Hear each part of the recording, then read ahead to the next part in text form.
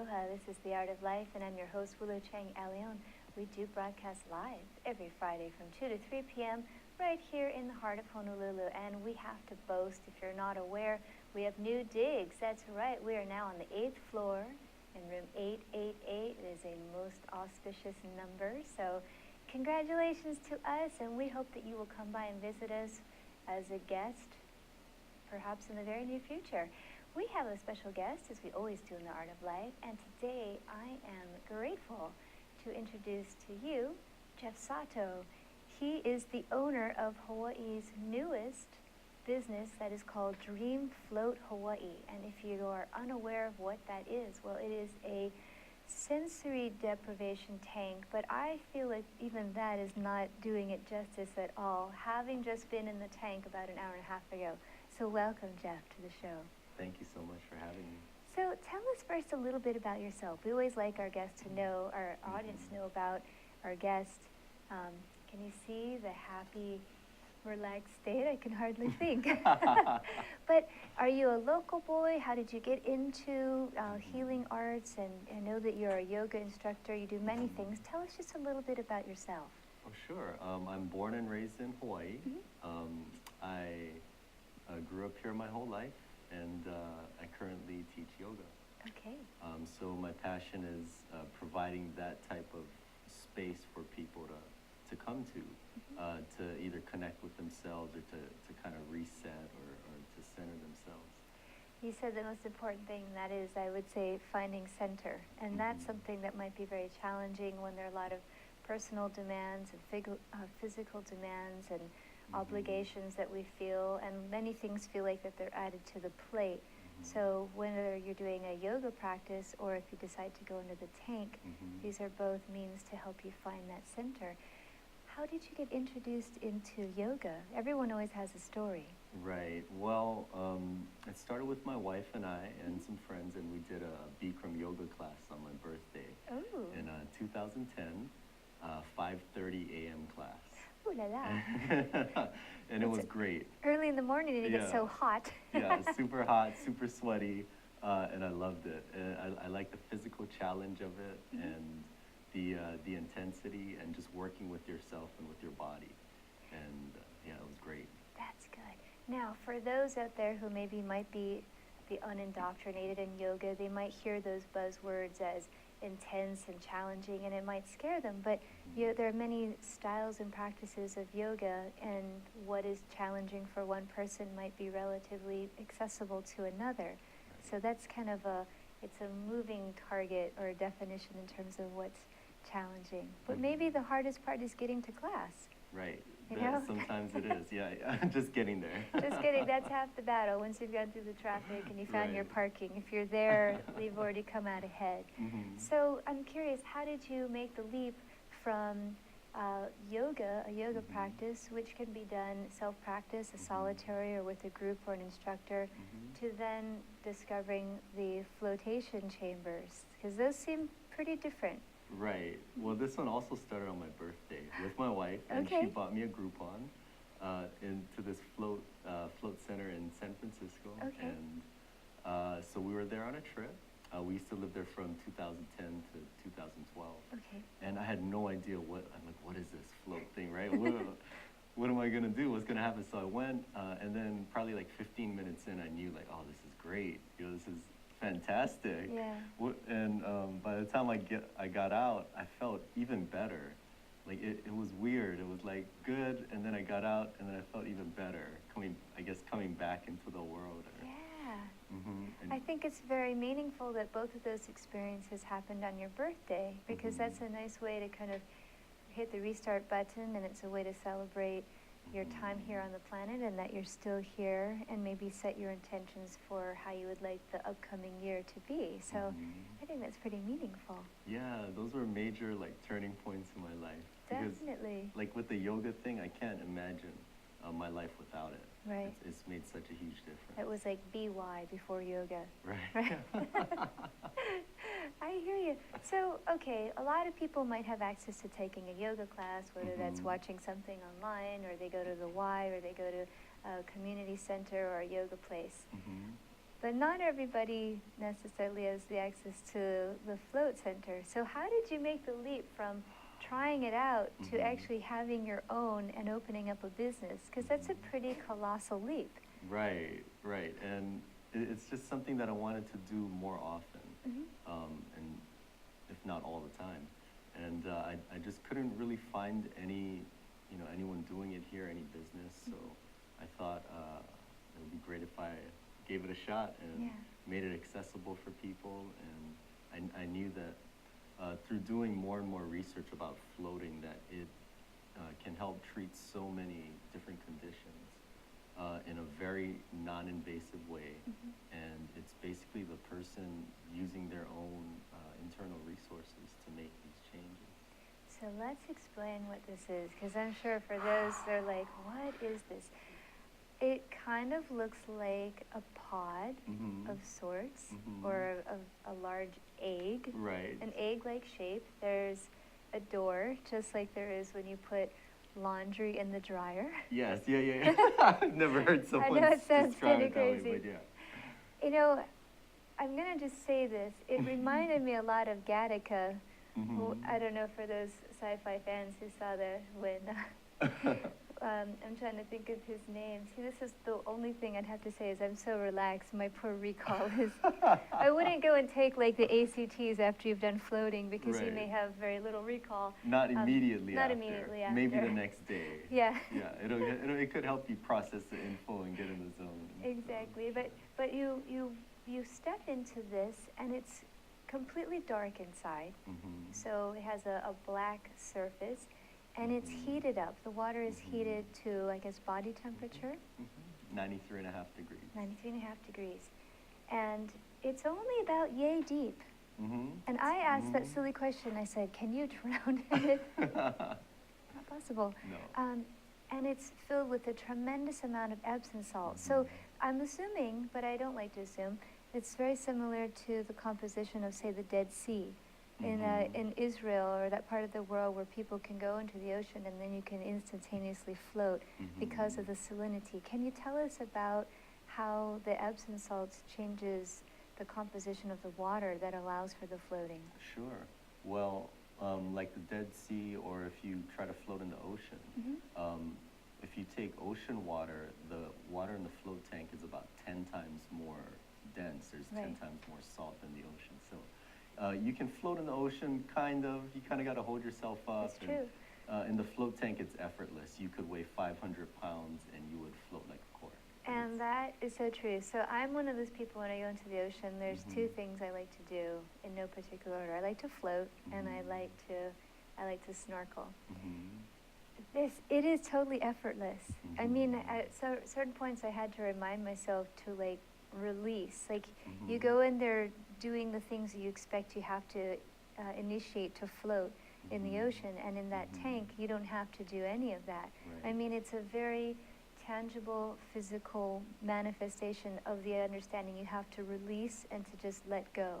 You can't hold on to anything. And it's interesting, you can start sequencing and you're realizing that you're holding your neck, or your hands are in a different position, or you're flexing your stomach, or you might be even holding tension in your ankles. And then when you finally, your body realizes that it's a complete place that you can release, it's an amazing sensation. And I know that on your website it says an experience like no other, and I have to say it is an experience, because I know people might think, well, I'm in Hawaii and I can just float in the ocean for free, or I can go to the swimming pool. It's just not even comparable at all. No, it's not even close. There's nothing like it in the world. There isn't. The salt density allows you to float, and that it's about gravity reduction. So since, from the moment you're born, you have this force of gravity that's pulling down in your body. And it's constantly draining your energy. It takes energy. It takes nervous system processing to deal with that sensory input. So when you reduce the effects of gravity, you're taking the pressure off of, like, your bones and joints and muscles. And you're also giving yourself a break so your body can find out what it's like to really relax. Like, deeply, deeply relax. Which is interesting because I think a lot of people in the pursuit of both yoga or meditation, or they go on retreats or even vacations, those often are practices or activities designed with the intent to relax. Right. But sometimes when you're constantly thinking about relaxing, you might find it very difficult to relax because you're expending all that energy thinking about relaxing. When you're in this physical environment that allows for that to happen effortlessly, right, then you actually can relax. Right. And I'll tell you, pardon me, I have a frog in my throat. Sorry. A couple of things I noticed. First of all, I love the sensation of the water itself. It felt very silky. And I was trying to think of like what adjectives could I use to describe to our viewers out there what it feels like. It's a very silky sensation. I think people might think of salt water as being gritty or salty or dry. It was none of those things. So that was really interesting, the tactile sensation. The other thing is, I honestly felt like I was 3 inches taller in that tank. I mean, I felt like my whole spine was in a position of stretching. The only equivalent I could think of that comes slightly close would be an inversion table.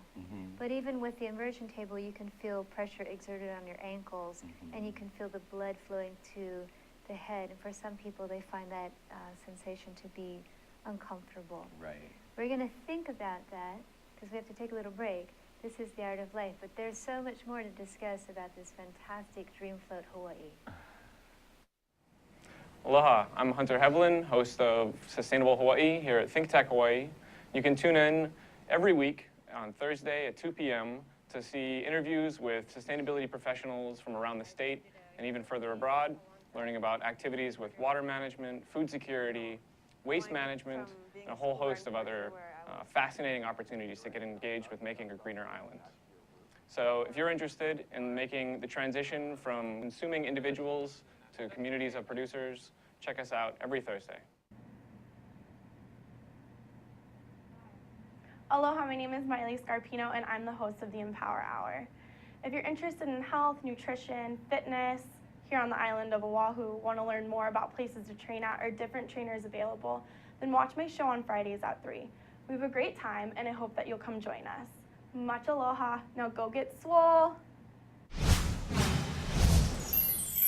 Hi, aloha. My name is Chris Leatham, and I host a show called The Economy and You.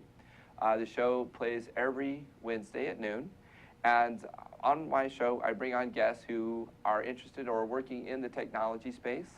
And so I'd like you to come and watch the show and learn with me about all the sort of exciting things that we're doing in Hawaii to build and grow our economy ecosystem. So I'd like to say aloha, and I look forward to seeing you on the show. Thank you. Aloha, welcome back. This is The Art of Life. We broadcast live every Friday, but if you don't have the opportunity to watch us live, please do check us out. We've got everything archived on YouTube and also on The Art of Life with Willow Chang on Facebook. We do all the dirty work for you, so you don't have to go rummaging around trying to find that back episode. Our episode today is with the owner of Dream Float Hawaii, Mr. Geoff Sato, and we've just been pontificating and elaborating about all the joys of floating, which I was fortunate enough to try today about an hour and a half ago, right before the show. So that might be something people might be concerned, as they'll think, well, I have such a busy schedule, when am I going to fit time in? But you have a facility that allows for people to go in, shower, float as a designated time that you have different time lengths, and then they can shower and get clean, and you have the Q-tips and the hair dryer, yes, dried my hair, and towels. I mean, everything is provided for, easy to find, lots of parking. It was so accessible and so easy. Good. Once you get into the pod. So we're going to take you back into the pod. We're going to do our best to express what that is. Now, with that door, you have the option to leave it open, and you have the option to close it. So for maybe people who need to get their bearings, or maybe they want to do it incrementally and find out what their comfort level is, it doesn't mean you go in and Geoff closes the door on you and locks it in. The thing I think that's so remarkable about this is that the person who's taking the float. I don't know if that would be the right verb, but they're completely in the driver's seat, so to speak. So once you close the door and you shower and you disrobe, everything is on your own. You're given the instructions of what is to be done. It's a completely safe environment, but you decide when you get in. You decide if the door is open or closed. You decide if you want to stay long. There is a musical prompt that will cue so you don't drift off too far away in your mind. But, you know, it's nice because you don't have to be concerned, like, how long have I been in here? Do I have 10 more minutes? Or, you know, you'll hear that soft music that's piped in to let you know it's been an hour or 90 minutes or whatever your designated time is. And then once you kind of feel your bearings, I was just kind of playing in there. Like, I was like, I'm like a mermaid. Like, you can try, for those of you who do yoga, you could do different asanas when you're in the water because your hip flexors are so open because you don't have gravity to contend with. You know, I did some subtle oscillating movements within the spinal cord, and I could hear my back going click, click, click, click. So I thought, oh, I just saved myself a trip to the chiropractor. Like, things were able to kind of adjust. I moved my head, my neck, and my shoulders. You know, I pressed on the sides of the wall to feel what the parameters were of the space. I felt like the Da Vinci, that man, you know, in the circle. It was kind of cool. I also opted to use the earplugs because I wanted to go for the full Monty and have everything. I think it's erroneous when people say shut down because that has kind of maybe a negative connotation and that can invoke fear. You're choosing to maybe turn the volume down on things. So if you have the earplugs in, it just allows you to hear the functions of your body, your heartbeat, your breathing, maybe your own thought process, maybe the message of your heart. So that's an option. You don't have to use the earplugs, but I think they're helpful so the water doesn't get in, additional water doesn't get into your ears if you have sinus issues or you're concerned. And then when you close the door, it's completely dark. Which, when you think about it, we have so few opportunities to experience that. Even if you pull the sheets over your head. You know, how many times you want to have a good night's sleep and you just can't block out enough of the light sources to get that restful environment. And that's clearly what the tank is providing. Like, people definitely have the option to leave the door open. Some people leave it cracked. And some people are like, I'm scared, you know, I don't know what's going to happen. So, but they usually end up closing the door. They'll say, oh, I have claustrophobia, I don't, you know. But when you close the door, they've told me that they actually feel like an expansion instead of a closing in because it's completely dark. You cannot see anything. And it's really cool, I think, because as a person who appreciates sight, and I'm very visual, as many people are, and now we have so many demands on our eyes with computers and phones, and it's nice to just kind of put those blinders on, and your eyes can still be open. It's just all you're going to see is black. It's kind of like the gravity thing. For the first time in your life, you're getting a break from gravity, and almost the same thing with the sensory input. Because the water is your skin temperature, you kind of forget that you don't feel the water after a while. It feels different, and you can't, you know, it's very quiet. You'll probably only hear your heartbeat or your breathing, and it's completely dark. So normally you have to process about 400 million bits of sensory input per second. So floating in the float tank, it just gives you such a break from those two things, from the constant drain of gravity and the burden of processing sensory data. And all these good things start to happen. Your brain, whole brain functioning, your hemispheres start to sync up. The evolutionary layers of the brain start to work together and communicate, And then you start to huge decrease in stress hormones, anxiety, and then you get all your good biochemicals going, you know, your endorphins and whatnot. So you feel really good. It is. I confess, it's all of the above. It feels really wonderful. Gosh, there were so many things. The sensation of floating, it's interesting because there's the feeling that you associate with floating in water, but it crosses over where it honestly feels like you're just floating in space. And being a sci-fi kind of gal, I mean, of course, I'm thinking of like 2001 and space travel, and wow, is this what it feels like if you were, you know, outside of the space shuttle? And I mean, but it's probably the closest thing that most of us earthbound people are going to ever experience, that weightlessness. I mean, totally. I'm probably never going to go to space camp, and I'm probably never going to be, you know, on Virgin Air going to Mars or whatever. But the chamber is pretty cool. Right, that's what makes it so unique. Yeah. It's the only environment in the world that gives you these things, this gravity reduction. Right. I think up to 90%, and of course the sensory reduction. Yeah. So, I mean, it's just such a unique experience, and it's almost like for the first time in humanity's evolution is that we have this type of environment to put ourselves in. And the body has to respond, the nervous system has to respond to this new environment. Right. And it's pretty cool. It is. And then again, thinking of things that people might say, oh, well, you can do shoulder stands or headstands in yoga, and that's not to discredit those practices. They serve a purpose, but that still is exerting pressure, whether it's at the base of the head. So I have TMJ issues, and I had to just kind of eliminate doing headstands because it just exerted too much pressure on my head. Even with the shoulder stand, you still are having to deal with the effects of gravity. Or if you're on the inversion table, when you start to feel all of that blood flowing to your head, if you have sinus issues, you can still feel some discomfort, or with the ankles. None of those things are present when you're floating, which is kind of cool. It's like, I can breathe, and you know, I don't feel any tension in my jaw or any tension in my head or tension in the shoulders. I'm not having to be worried that if I lose my handstand, I'm going to hit a coffee table. I mean, there's nothing that can harm you when you're floating in this little tank because everything, the slate's been completely cleared. It's very safe. Yeah. It gives this feeling of comfort and safety. So we have to go there. Everyone says it, and it's true. They say it's like, I just did a hair flip. I've never done that on The Art of Life. But, woo! It's like, I would think it's like being in the womb. I'm sure many people say that.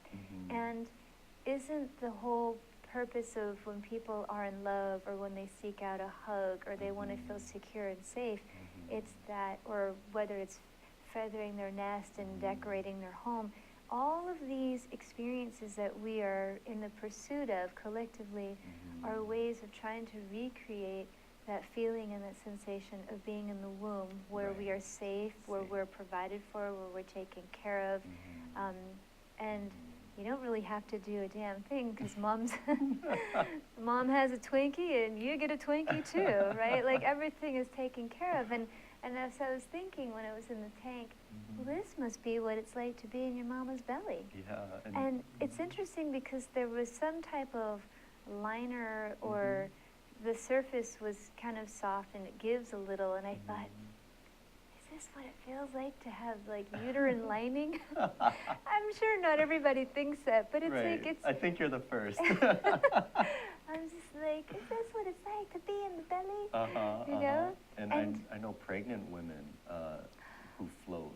Usually, I believe it's second and third trimesters, and they love it because it just gives them that level of connecting with their baby. Well, also that lower back, the lower lumbar spine is just getting more and more pressure exerted as the child advances and goes forward. Nice little relief. Yeah. Wow. That's so cool. So we are believers that everyone can benefit, but clearly there are always going to be some people where it may not be encouraged at this point in time for them to float, given some medical concerns. One that I had saw, and your website's very clear, epilepsy being one of those things. So if someone is prone to like seizures, not really advisable to float. Not really advisable, unless you have it really under strict medical control. Okay. Other than that, though, I would say the list is very short. It's very short, like extremely short. And then some of the things that you have to prepare. So the one that wasn't an issue for me until I was almost ready to crack open my can of green tea. It's caffeine. Caffeine, right. So for me, I'm a chocolate and a green tea kind of person. Then I thought, no. Geoff said, it says on his website, don't partake in caffeine, and it totally makes sense, because if you're in that environment and you're trying to encourage relaxation, caffeine is completely the opposite of that pursuit. That would get your system kind of jacked up, per se. So don't go to the drive-thru at Starbucks before you do a float. Don't slug 6 espressos and come float. Don't have a no-dose before you go and float. Yeah.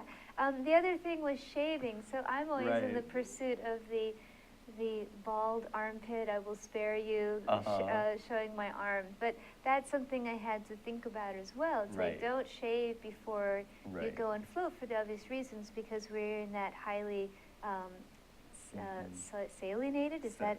Yes, salinated. Salinated, that sounds better. Water, it may not be the most pleasant of experiences if you just shave. Feel a little burn, you know, and then it goes away, but you'll definitely feel it. Yeah. If you shave your neck. I know that sensation. You shave and you go to the beach and you're in the ocean, like.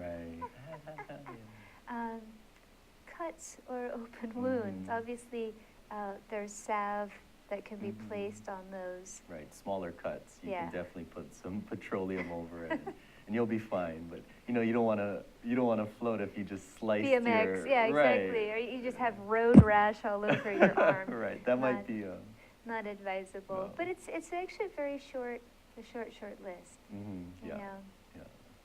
Very interesting. So I'm curious, what type of people have come, and it's only been open since May 2nd. Right. And here it is the 29th. So, you know, a little over 3 weeks. What kind of folks have stepped on the float boat? Well, we had a goal when I first set my float tank up, which was 2.5 weeks before we opened. So like mid-April, it got set up, and I had a goal to have 100 people floating by the end of May. Wow. And I think we crushed it. We're closer to like 130, I think. That's great. Yeah, so it was great, and just so many cool people, like the most intelligent, coolest, amazing people, right? And mostly, I want to say, if I had to categorize, I would say more the maybe 25 to 40 age males. More like a lot of people who have listened to Joe Rogan, the Joe Rogan podcast, right? Yeah. I'd say half or maybe more of our floaters come in and they say, oh, I heard it on Joe Rogan. That was your assistant, Sean, who had mentioned he heard it on Joe Rogan. I need to check out that podcast. Wow. It's pretty entertaining. Yeah, okay. Yeah. Cool. Think about your favorite podcast. We hope that we are one of those shows on your short or long list. This is The Art of Life. We'll be back after the break. Hi, I'm Jay Fidel. That's Ted Ralston. You know, Ted is the host of Where the Road Leads. It shows every Friday from 4 to 5 p.m. It's about technology. It's about how people collaborating and solve problems with modern technology. It's where the road leads. We all know that. We should all be listening. Join us there, 4 to 5 p.m. every Friday. Now, what about that do you agree with? All of it. I knew he'd say that. Aloha. Say aloha. Aloha. Good. Aloha, my name is Paul Jackson, better known as PJ, and my local interest is in sports. I have my own sports radio show at KWAI AM 1080 that you can stream live. I also have my own website, pjsportsradio.com. We have live guests in studio, and we talk about discussions and topics that everyone wants to know locally here on the islands. We cover everything from surfing to basketball to whatever's going on locally, sports-wise. We try to do our best and cover the topics in depth as much as we can. Once again, thank you for joining PJ here on Hawaii Sports Update. Mahalo. Aloha, I'm Kili'i Akina, president of the Grassroot Institute and host on Ehana Kako, a weekly program on the ThinkTech Hawaii broadcast network. Ehana Kako means let's work together. Think of the sad alternative, let's not work together. Here in Hawaii, with all of our diversity and the richness of the people, it's important for us to come together around issues on the basis of what's right and what's good and what's going to serve the common good. And that's what we try to do at Ehana Kako. Every week, we interview movers and shakers, people in government, business, and other sectors of society to talk about how to create together a better government, economy, a better world here in Hawaii that can bless the rest of the world. I thank you for your attention to ThinkTech Hawaii, and we look forward to seeing you every Monday, 2 to 3 p.m. on the ThinkTech Hawaii Broadcast Network. We're Ehana Kako, and we wish you well. Aloha. This is The Art of Life, and we are live on ThinkTech Hawaii. We just want to address something that's on social media right now. The sensory deprivation is not necessarily about sleep deprivation, so we want to be clear about that. It's this lovely, wonderful pod or tank that's filled with warm water that's at mostly body temperature with lots of Epsom salts. For those of you who are aware of that, extra good for the joints. And what that does is it creates an environment where you can float effortlessly, pretty much close to a gravity-free place. But it's not necessarily about sleep deprivation. If you have sleep deprivation, you benefit from this because it's going to help your body kind of get back in sync and feel less pressure. But it's kind of separate than a sleep deprivation situation. Right. It's great for sleeping for people with insomnia. Yeah. Because your body just gets super relaxed and that's one of the things a lot of times people will say, oh, I have insomnia. Their mind can't stop chattering, or if they try to fall asleep, they wake back up. I would think that this is something that would allow the body to just completely unfold and uncoil and kind of hit the restart button. So it's kind of like when you shut the computer down or you let something rest and you kind of restart it. I know for myself, right before the music came on, I reached a point where I felt like I feel I've run my course. I felt like I got what I could out of it. It's not that I was bored or agitated or nervous or preoccupied, but it's kind of like my body said, okay, I'm good now. And by opening that door, I thought to myself, oh, it's kind of like I'm being reborn. I mean, that sounds so mystic, Crystal, and silly, but you do leave that environment feeling completely different than before you went into it. Right. It's a total reset. Yeah. And biochemically, there's definitely physical changes that have happened in your body. Yeah.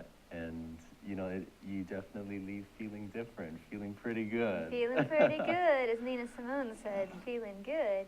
I want to also address this because sometimes people feel, and there's a lot of attention brought to energy exchange and how important that touch is and how important it is to interact with people in a healing process. But I think what's unique about this, again, is that someone who maybe doesn't have a level of comfort, or maybe they don't have the time, the resources, the energy to find and seek somebody out who can be their massage therapist or could be a chiropractor. And that's by no means replacing those practitioners, because they serve a very specific purpose. But the reality is some people just don't like to be touched. Right. They don't like to be touched. They don't want to have chit-chat. They don't want to have small talk. They don't feel comfortable being in various states of undress for treatment or even having to verbalize what they're going through. And I think what's interesting about the tank is that you kind of eliminate a lot of that, and you can just go and set the course for your own experience. And then the beautiful thing is there's all these things that are unexpected that kind of reveal themselves in a very non-threatening kind of way once you allow yourself to relax. But I know some people, they'll say, I don't want to be, and I don't, I'm a dude, or I don't want to be massaged by a dude, or, oh, I'm 65 and I don't want a massage person touching my body. And, people, for whatever reason, have resistance to these healing practices, maybe from previous experience or what they've been told or what they've been programmed. And what's so nice about the tank is you don't have to deal with any of that. Right, it's just you. There is the day you're born, hop into the pod and just float away. Right, very individualized. Very individualized. Right. And I can't imagine that you would have the same experience twice. Because every time you go in, you're unwinding and coping with different things and elements in your life. Exactly. You're a different person. Every float is different. Yeah. And the more you float, I feel, or at least for me, the more I've floated, it's just so easy for me now to just get in the zone and go in there and relax and let go. And sometimes, I think more than others. I'm thinking. Yeah. My mind is going. And then, I hit the zone and kind of enter that sweet spot where it gets really still and really cool, where you kind of go into that theta brainwave shift. So, and most of the time when you're awake, you're in like a beta wave. Your brain is making beta waves. And then you occasionally shift into alpha, which is more of a relaxed, alert but relaxed state. Okay. And very rarely do we get into the theta brainwave state, which only happens like right before you go to sleep and right when you wake up. Yeah. Or if you've been meditating for like 50 years, and maybe you'll get in that state. So this is like the fast track, and so once you get to that theta wave state, usually you fall asleep. Yeah, this is the express lane. Right, so this is the express lane, gets you in fast within like, 30 to 45 minutes. You get into that, your brain starts pumping those theta waves, which is associated with integrative states of wholeness, healing, creativity, kind of like a half waking, half dream kind of state. Like maybe a lucid state, perhaps. Right. Almost. Wow. I did find myself at one point thinking, I'm just going to call it the pod, the chamber, whatever people prefer, the tank. I thought, I wonder what my second float, I was already thinking of my second float. I know that's not very committed to the now, but I thought, I wonder what my second float will feel like, because I won't have to maybe have that adjustment period, because somewhere it's processing, well, I'll realize, oh, this is an okay thing, and this is a safe environment, and this stuff feels good. So that lag time will kind of maybe be swept aside, and then I can just get into the extra express lane to see what will unveil. So I'm excited to see what that might entail. I had mentioned earlier that you were able to put some music in to signify that the float has ended. Do you ever offer that as an option for clients if they request it? Like, let's say, dude, I want to listen to Pink Floyd, or, I want to listen to my favorite Kitaro, or I have, Leadwork Kalpana, and I want to listen to Slack Key while I float. Like, do you have that, is that option made available, or do you encourage people to just listen to the sound of their heart? Right. Well, we can definitely make that happen. If you have a certain request, or if you want to bring in your own iPhone or iPad or whatever, your own music, we could definitely play that as well. I would recommend silence. But some people want music at the beginning, maybe like a few minutes to kind of help them settle in. Right. And then, at the end, we wake you up with music. So for some people, they do enjoy music, especially at the beginning.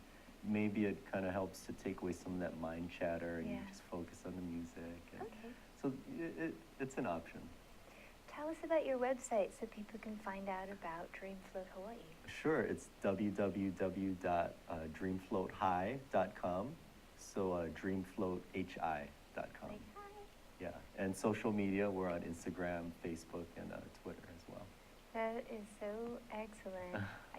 I want to thank you for being a guest on the show, because I know you're really busy between juggling this launch of the new business and with your yoga practice and your classes and being a dad, and I'll probably see you at the Obon this summer. Yes, again. But so wonderful to have you, Geoff. I hope that we can have you again. Thank you. And I hope that this is the first of many tanks. Maybe, who knows, you might end up having a whole army of floating tanks. How about that? Yeah, that'll be something. Yeah. Thank you so much for coming and floating today. It was really my pleasure. I'm looking forward to the next float, for sure. Yes. Yay. This is The Art of Life. We will have another wonderful show here on ThinkTech Hawaii. Hope you have a wonderful weekend. Aloha.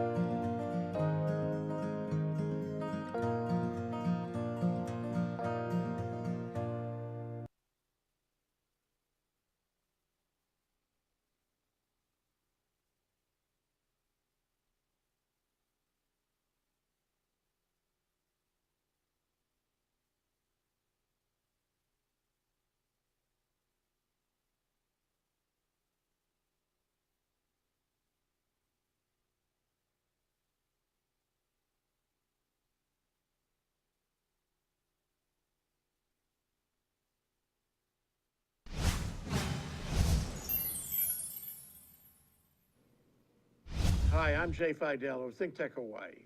Won't you consider helping ThinkTech? We're a 501c3 Hawaii nonprofit corporation, now in our 15th year. Our model and very existence depends on ongoing contributions from our underwriters. We are very appreciative for their support. We're hoping you will consider becoming one of our ThinkTech underwriters. Unless our underwriters prefer to be anonymous, we publicize them on thinktechhawaii.com and on our daily email program sent to some 7,500 subscribers, our live stream talk shows, and our OC16 productions. With help from our underwriters, we have developed a high-tech video studio in Pioneer Plaza, and we now live stream 25 talk shows per week, covering science, tech, energy diversification, community, sustainability, and globalism for Hawaii. And we stream our earlier shows all night long. Our live stream is on thinktechhawaii.com. Check it out. We also upload all our shows to youtube.com, where we get 18,000 views per month. And we broadcast 12 hours per week on Olelo 54 and 3.5 hours per week on OC16. We also do monthly luncheon panel programs at the Laniakea, and we write a monthly column for the Honolulu Star-Advertiser. We're really active.